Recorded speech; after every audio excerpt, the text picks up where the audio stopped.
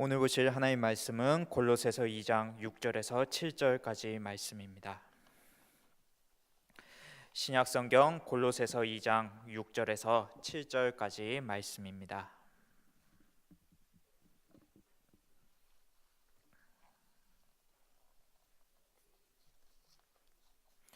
제가 가진 성경으로는 신약성경 326쪽에 있습니다.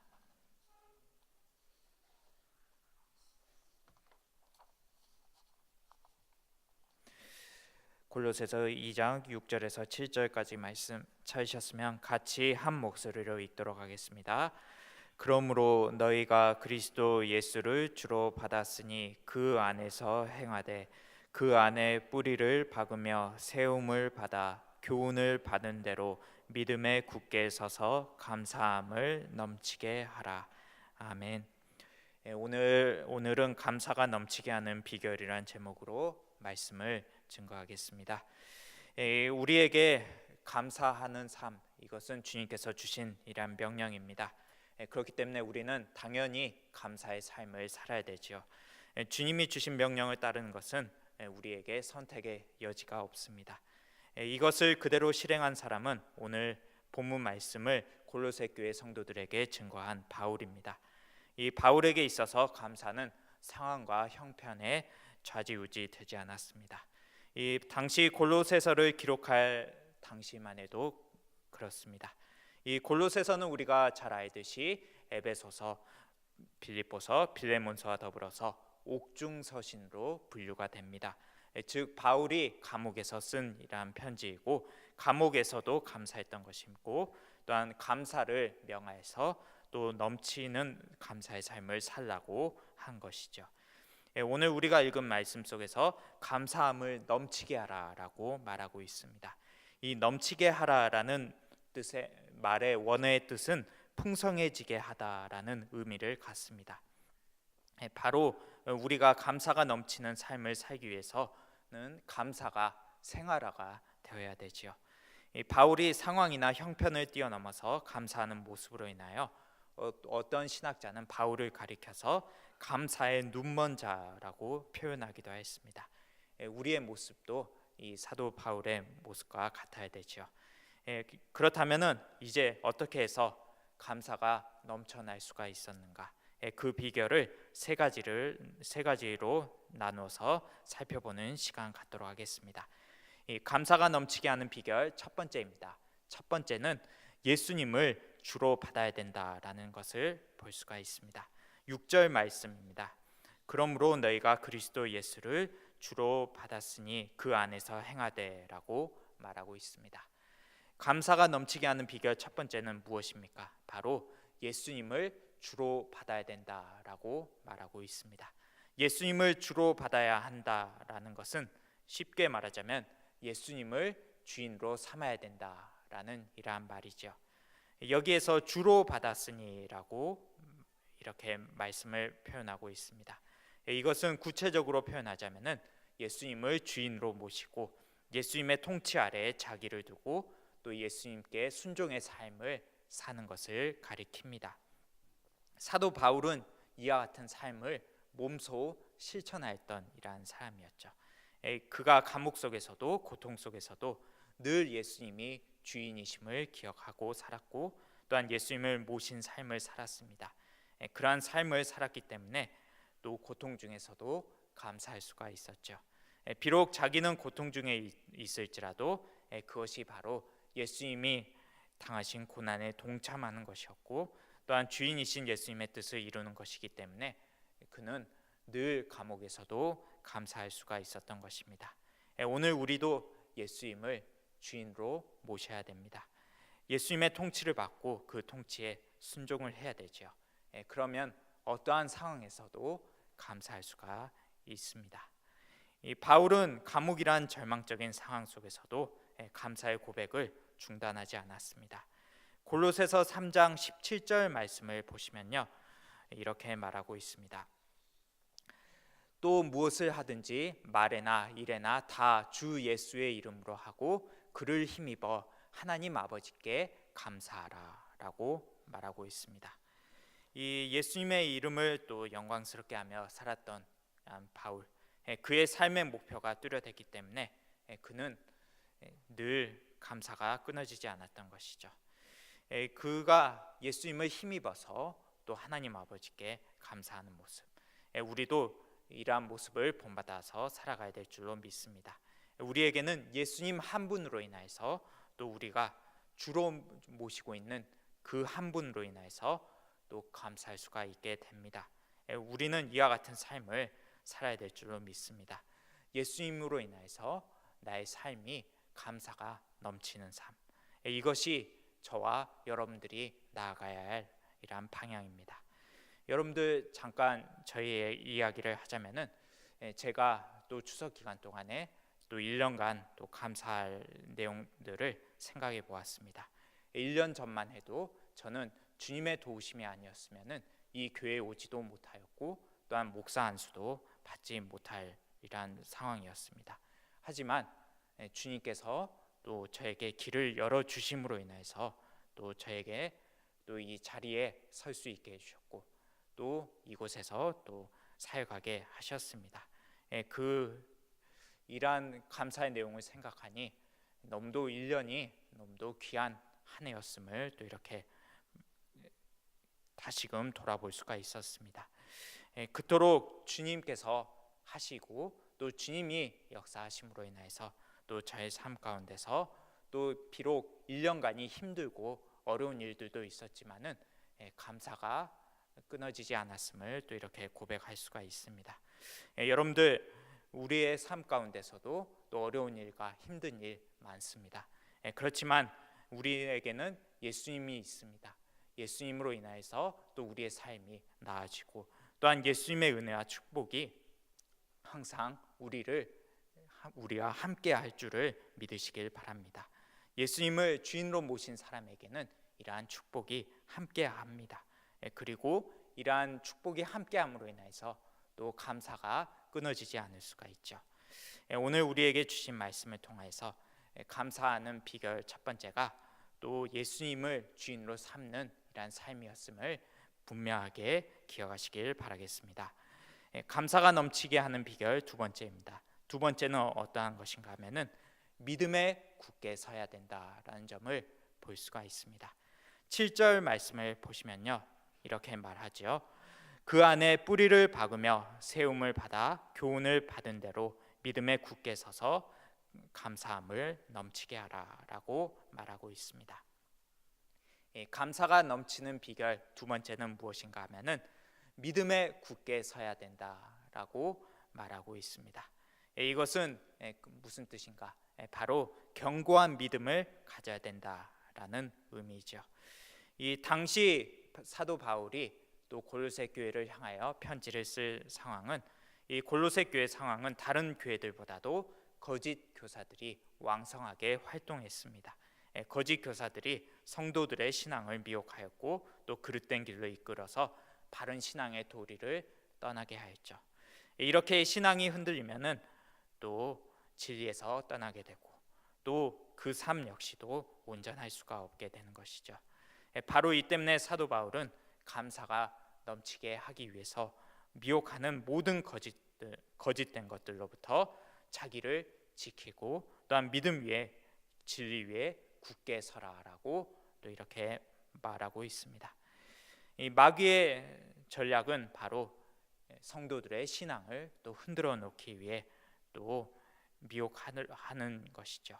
미혹하여서 그 마음을 흔듦으로 인해서 감사가 잊지 못하게 하는 것. 그렇기 때문에 우리는 바울의 모습을 본으로 삼아야 합니다. 그가 말씀 위에 진리 위에 굳게 서 있었던 것을 본받아야 되죠. 그리고 그러한 것을 성도들에게 또 가르치고 또 본을 보이고자 했음을 볼 수가 있습니다. 그리고 이러한 진리로 굳건하게 선 모습 가운데서도 감사가 넘치게 된 것을 볼 수가 있죠. 그렇기 때문에 이 사도 바울처럼 우리의 삶 가운데서도 견고한 믿음 가운데서 또 감사함이 넘쳐야 될 줄로 믿습니다. 사도 바울은 골로새서뿐만이 아니라 에베소서에서도 또 똑같은 가르침을 주었죠. 에베소서 3장 17절 말씀에 이렇게 말합니다.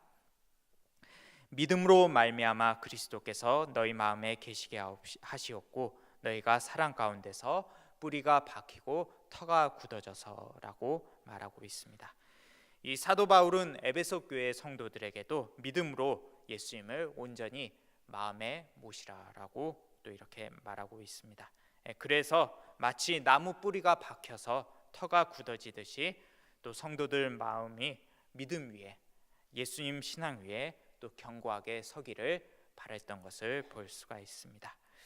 이렇게 예수님이 깊이 또 온전히 마음에 들어온 사람에게는 또 예수님으로 인해서 또 견고한 삶을 또 살아가게 되죠. 그리고 또한 감사의 삶으로 이어지는 것을 볼 수가 있습니다. 그렇기 때문에 이 말씀에 비추어서 우리 한번 성도님들 또 자기 자신을 또 돌아볼 수 있는 시간이 될 수 있길 바랍니다. 예수님으로 인하여서 믿음이 견고하게 세워지고 있습니까? 또한 견고한 믿음 가운데서 감사함이 또 여러분 가운데 있습니까? 믿음이 견고하게 세워야 된다는 것, 견고한 바위와 같은 믿음으로, 그리고 예수님으로 인하여서 또 이 믿음으로 인해 감사함이 넘치게 된다라는 점을 기억하시길 바라겠습니다. 그런데 우리 삶 가운데서 어떻습니까? 요즘 지금 세상 가운데서 믿음을 세우기가 쉽지가 않습니다. 믿음을 세우는 데 있어서 많은 적들이 있죠. 우리가 잘 알고 있다시피 동성애 문제라던가 이슬람의 문제라던가 이단의 문제라던가 너무도 우리의 믿음을 위협하는 것들이 많습니다. 이러한 사람들의 모습 속에서 또 감사함이 있습니까? 우리는 그러한 모습을 찾아볼 수가 없습니다. 제가 또 이렇게 한 분을 또 소개시키고자 합니다. 이분은 유진 피터슨이라는 이러한 목사님입니다. 세계적인 베스트셀러였던 메시지라는 이러한 책의 저자로서 또한 목회자들의 목회자로서 또 유명하셨던 이러한 분입니다. 그런데 이 분이 나이가 지금 85세 되시는 이러한 분이신데 이분이 동성결혼 지지 발언으로 또 홍역을 또 이렇게 치렀습니다. 이 목사님이 한 기자가 이렇게 질문했습니다. 당신이 만약 목회 사역을 하는데 신앙심이 깊은 동성 커플 성도들이 와서 결혼 주례를 요청하면 응할 것인가? 라고 이렇게 질문을 했습니다. 그런데 이 피터슨 목사님은 그렇다라고 대답하였죠. 그러면서 이러한 말을 덧붙입니다. 아마 20년 전이면 이런 이야기를 하지 않았을 거예요. 하지만 전 지금 저처럼 건강하게 신앙생활을 하는 많은 게이와 레즈비언을 알고 지냅니다. 이미 성소수자 논쟁은 종식되었다고 생각해요. 만약 이 문제에 동의할 수 없으면 다른 교회로 가겠죠. 변화가 시작되었습니다. 최선을 향한 변화인 것이죠. 물론 자랑하며 떠벌릴 일은 아니지만 이미 제가 아는 한 이제 옳고 그름의 문제는 아닙니다라고 이렇게 대답을 했습니다. 이 발언으로 인해서 미국에 많은 큰 파장을 일으켰죠. 믿음을 지키기가 쉽지가 않습니다. 세계적인 이란 베스트셀러를 또 이렇게 지으신 목사님도 또 나이가 들고 또 세상 추위가 또 이렇게 동성애를 허용하는 분위기로 넘어가게 되자 이러한 모습으로 또 이러한 발언을 한 것을 우리는 볼 수가 있습니다. 우리가 또 주님 오실 때까지 그리고 주님이 부르실 그날까지 얼마나 믿음을 유지하기가 어렵습니까? 그만큼 믿음을 유지하기가 또 쉽지가 않은 것이죠. 이러한 어려운 상황 속에서도 우리 반석교회 성도님들 믿음을 끝까지 지키시길 바라겠습니다. 이러한 동성애라든지 이슬람, 이단의 문제에 여러분들 넘어가지 마시고 또한 이러한 삶이 전혀 감사가 나오지 않는다라는 사실을 기억하시고 우리는 온전히 예수님을 붙잡고 또 견고히 믿는 신앙이 있어야 될 줄로 믿습니다. 많은 세력들이 또 우리의 신앙을 또 타락시키기 위해서 또 많이 노력을 하지요. 그렇지만 우리는 이러한 세상의 흐름 가운데서도 온전한 믿음으로서 또 견고한 믿음으로서 살아가야 될 줄로 믿습니다. 이러한 견고한 믿음 속에서 또한 감사가 넘치게 된다라는 사실을 기억하셔야 될 줄로 믿습니다. 감사가 넘치게 하는 비결 세 번째입니다. 세 번째는 어떠한 것인가 하면은 바로 예수님 안에 세움을 받아야 된다라는 점을 볼 수가 있습니다. 7절 말씀을 보시면요, 그 안에 뿌리를 박으며 세움을 받아 교훈을 받은 대로 믿음에 굳게 서서 감사함을 넘치게 하라라고 말하고 있습니다. 이 감사가 넘치게 하는 비결 세 번째는 어떠한 것인가 하면은 바로 예수님 안에 세움을 받아야 된다라는 것이죠. 이것은 예수님으로 인해서 세움을 받는다라는 것을 뜻합니다. 이 세움을 받아라는 이러한 표현이 있죠. 이것은 무슨 뜻인가 하면은 어떠한 터 위에 건물을 세우고 또 올라가는 모습을 표현하는데 또 세움을 받아라는 이러한 표현을 사용하였습니다. 그리고 이 세움을 받았다라는 것은 원어의 뜻을 살펴보면은 현재 시제로 되어 있습니다. 그러니까 과거의 시제도 아니고 미래의 시제도 아니고 계속 지금도 올라가고 있는 이러한 상황, 그리고 이 건물이 또 계속 세워지고 있다라는 사실을 강조하면서 또 세움을 받아라고 표현을 한 것이죠. 그렇기 때문에 이 말씀대로 우리도 이렇게 세워지고 또 온전하게 되어야 합니다. 어디 안에서입니까? 바로 예수님 안에서 세움을 받아야 되죠. 그러므로 인해서 우리의 삶 가운데서도 감사가 넘치게 될 것을 믿습니다. 우리 예수님은 온전한 분이시죠. 그렇기 때문에 예수님 위에 세워진다라는 것은 그야말로 완전한 반석과 같은 터 위에 우리의 신앙과 인격이 세워진다라는 것과 같습니다. 이렇게 축복된 터 위에 삶이 세워진다라는 것은 너무나도 기쁜 일이죠. 그리고 너무도 은혜스러운 일입니다. 그렇기 때문에 우리가 예수님 안에서 또 이렇게 세워진다라는 것은 감사의 기초가 되는 것이죠. 그렇기 때문에 예수님 안에서 그리고 예수님에 의해서 또 세움을 받는 삶을 살아가길 바랍니다. 그렇기 위해선 우리가 늘 예수님을 붙들고 또 예수님의 인도함을 받아야 되죠. 우리가 말씀과 기도로서 또한 이러한 예수님을 붙잡는 삶을 살아가야 될 줄로 믿습니다. 그리하면 우리의 삶은 또 거룩하게 온전하게 세워질 줄로 믿습니다. 베드로전서 2장 5절 말씀을 보시면요, 이렇게 말합니다. 너희도 산돌같이 신령한 집으로 세워지고 예수 그리스도로 말미암아 하나님이 기쁘게 받으실 신령한 제사를 드릴 거룩한 제사장이 될지니라라고 말하고 있습니다. 이 성경에서는 이 성도들에 대해서 여러 가지로 묘사합니다. 어떠한 곳에서는 목자이신 예수님의 양으로서, 또 어떠한 곳에서는 포도나무이신 예수님의 가지로서, 또 다른 곳에서는 신랑이신 예수님의 신부로 묘사가 되죠. 그런데 이 베드로전서 2장 5절 말씀에서는 우리를 또 신령한 집 그리고 거룩한 제사장으로 묘사를 합니다. 그렇기 때문에 우리 성도들의 삶이 또 귀하고 거룩해야 된다라는 것을 보여줍니다. 그리고 거룩하게 존귀하게 세워져 가야 되는 것이죠.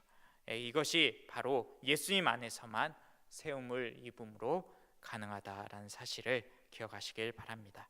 그렇기 때문에 우리는 날마다 예수님을 닮아가는 삶으로, 또한 예수님을 모시는 삶으로, 또한 예수님께 예배하는 제사장의 모습으로서 또 살아가야 되죠. 그러므로 인해서 감사가 넘치게 되는 삶을 살게 될 줄로 믿습니다. 제가 이 말씀을 준비하면서 한 가지 또 안타까운 소식을 전해드리고자 합니다.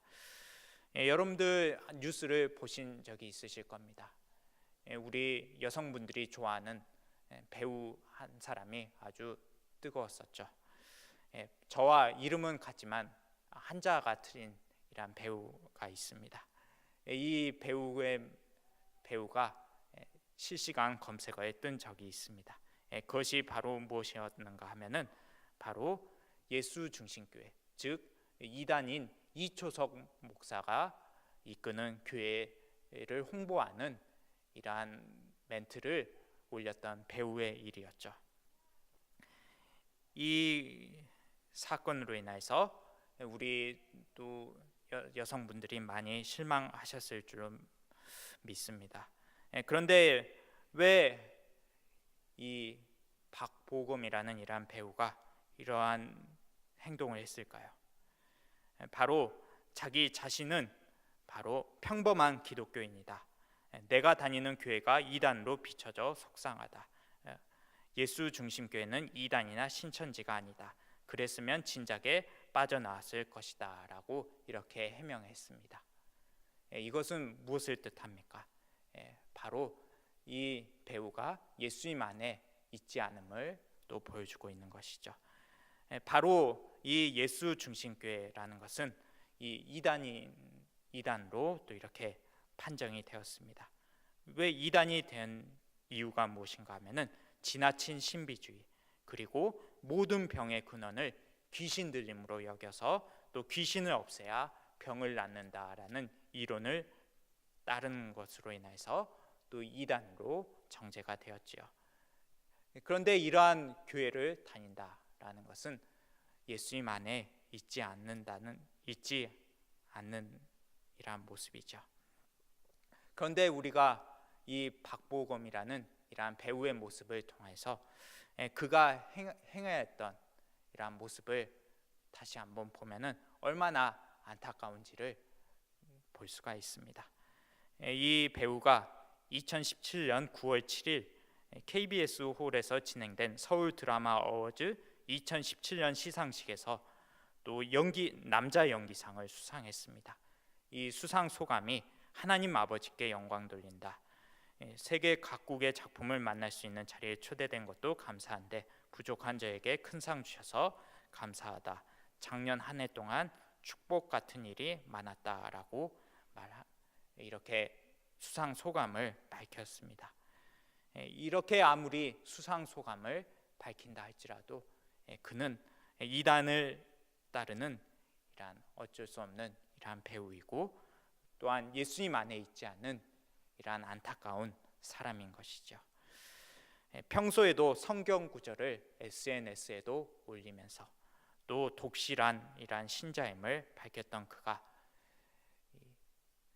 이단의 모습에 빠져 있는 것,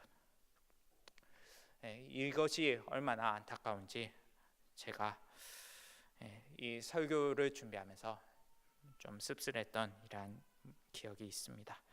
그렇기 때문에 우리는 예수님 안에 있는 것이, 그리고 예수님 안에서 세워져야 하는 것이 또 얼마나 중요한 것인지를 알 수가 있습니다. 성경에 보시면은 믿음으로 살아왔던 또 위대한 신앙의 인물들이 등장하죠. 그들의 인생, 그들의 삶을 돌아보면은 공통점이 있습니다. 바로 예수님에 의해서 세움을 받았다라는 점이죠. 고린도전서 15장 10절 말씀을 보시면요, 사도 바울이 고백한 것이 있습니다. 그러나 내가 나 된 것은 하나님의 은혜로 된 것이니 내게 주신 그의 은혜가 헛되지 아니하여 내가 모든 사도보다 더 많이 수고하였으나 내가 한 것이 아니요 오직 나와 함께 하신 하나님의 은혜로라라고 고백하고 있습니다. 이 사도 바울의 고백에서 볼 수 있듯이 믿음의 사람들은 자기의 모든 것을 희생하여서 또한 자기의 모든 에너지를 쏟아서 또 거룩한 역사를 일구어 갔습니다. 그리고 그렇게 또 희생하고 헌신했지만은 또 그 가운데서도 감사가 넘쳐났죠. 이렇게까지 할 수 있었던 근거와 이유는 바로 예수님께서 그 인생을 세우심을 확신했기 때문입니다. 그리고 순교자들은 어떻습니까? 이 순교자들은 죽음의 자리에서도 감사하면서 하나님께 영광을 돌리는 것이죠. 이것은 예수님이 또 그들을 세우셨기 때문입니다. 우리의 인생도 마찬가지입니다. 우리는 예수님이 세우심을 깨달아야 되고 또한 늘 예수님 안에 자기를 세워가야 될 줄로 믿습니다. 이로써 우리의 삶에 더 큰 감사와 그리고 더 온전하여서 더 은혜로운 감사가 넘치게 될 줄을 믿습니다. 성도님 여러분, 말씀을 정리하고자 합니다. 오늘 말씀을 통하여서 사도 바울이 전달하는 이러한 감사의 비결을 간직하시길 바랍니다. 먼저 예수님을 주인으로 모시고 그리고 예수님 안에서 늘 견고한 믿음과 또 예수님 말씀을 붙잡고 또 예수님의 인도와 은혜를 확신하는 신앙을 간직하시길 바랍니다. 그리고 늘 지속적으로 예수님이 세우시는 이러한 은혜를 받아 누리시길 바랍니다. 사도 바울이 옥중에서도 골로새 교회 성도들에게 권면하였듯이 또 우리 안에서도 또 넘치는 감사가 또 날마다 있기를 간절히 바라겠습니다. 기도하시겠습니다. 하나님 아버지,